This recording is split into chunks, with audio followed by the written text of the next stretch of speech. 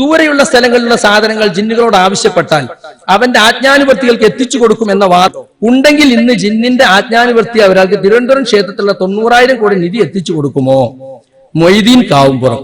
കാവുംപുറം അത് കാവുങ്കൽ.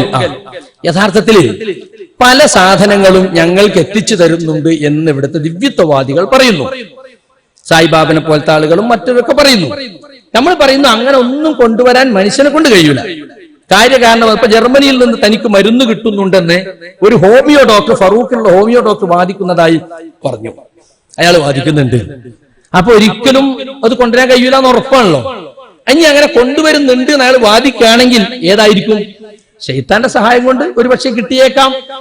നമുക്കറിഞ്ഞൂടാ എന്തൊക്കെയാ ശൈത്താൻ സഹായിക്കാന്ന്. ഇപ്പൊ നമ്മൾ മുമ്പേ കറാമത്തിനെ പറ്റി പറയുമ്പോൾ പറയലുണ്ട്, ഒരാൾ വായുവിലൂടെ നടന്നു കാണിച്ചാലും വെള്ളത്തിന് മീതെ നടന്നാലും അയാൾ കറാമത്തുണ്ട് എന്ന് പറയരുത്, അയാളെ ശൈത്താൻ താങ്ങി കൊണ്ടുപോവുകയാവും. അപ്പൊ ശൈത്താൻ ഇങ്ങനെ കൊണ്ടുപോകണം. ശൈത്താൻ നമ്മൾ കാണില്ല, വെള്ളത്തിന് മീതെ നടക്കണം, ഇങ്ങനെ കാണാം. ഓ വലിയല്ല. അപ്പൊ ഇതൊന്നും ദിവ്യത്വമല്ല എന്ന് പറയാനാ കൂട്ടെ നമ്മളിത് പറയണത്. ജർമ്മനിന്ന് വരുന്നവർക്ക് അപ്പുറല്ല കൂട്ടെ ആകാശലോകത്തിന് കട്ടുകെട്ടിന് എത്തിച്ചു കൊടുക്കല്. ജർമ്മനി ഇത്ര ദൂരല്ല, ഈ ഭൂമിയിൽ ചെറിയ സ്ഥലല്ലേ. ആകാശലോകത്തുനിന്ന് കെട്ടുകെട്ടിട്ട് ജ്യോത്സ്യൻ എത്തിച്ചു കൊടുക്കുന്ന ഖുർആനല്ലേ പറഞ്ഞത്, ഹദീസല്ലേ പറഞ്ഞത്. അതിലും വലുത് അപ്പൊ ജർമ്മനിന്ന് കൊണ്ടല്ലേ. അപ്പൊ അങ്ങനെയൊക്കെ ശൈത്താനെ പൂജിക്കുന്ന ആളുകൾ വാദിക്കുന്നുണ്ടെങ്കിൽ ശൈത്താന്റെ സഹായമാകാം, ഉറപ്പൊന്നുമില്ല.